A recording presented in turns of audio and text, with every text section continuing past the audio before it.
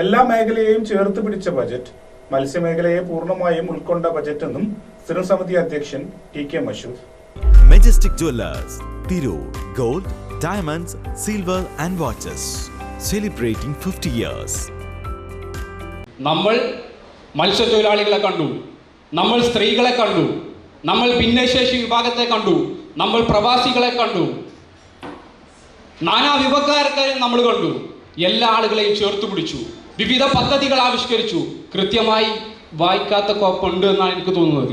സമഗ്ര എൽക്കുചാൽ പദ്ധതി അതിനകത്ത് പറയുന്നുണ്ട്, മത്സ്യത്തൊഴിലാളികളെ ചേർത്ത് പിടിക്കുന്നത് അതിനകത്ത് പറയുന്നുണ്ട്, എല്ലാം പറയുന്നുണ്ട്.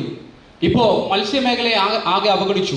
മുനീബ് കൗൺസിലർ ഇന്ന് തന്നെ വാർഡിലിറങ്ങുക, എന്നിട്ട് പറയാം, ഇന്ന് ഓരോ മത്സ്യത്തൊഴിലാളിയുടെ അക്കൗണ്ടിലേക്കും 2800 രൂപ വീതം പിണറായി വിജയന്റെ ഗവൺമെന്റ് അയച്ചിട്ടുണ്ട്. ഇന്ന് സ്റ്റാർട്ട് ചെയ്തു.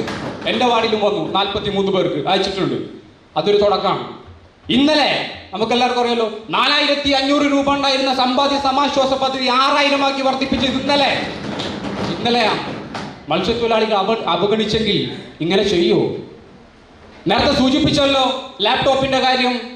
673 വിദ്യാർത്ഥികൾക്കാണ് കഴിഞ്ഞ 7 കൊല്ലക്കാലമായി ഈ നഗരസഭയിൽ നിന്ന് ലാപ്ടോപ്പ് വിതരണം ചെയ്യുന്നത്.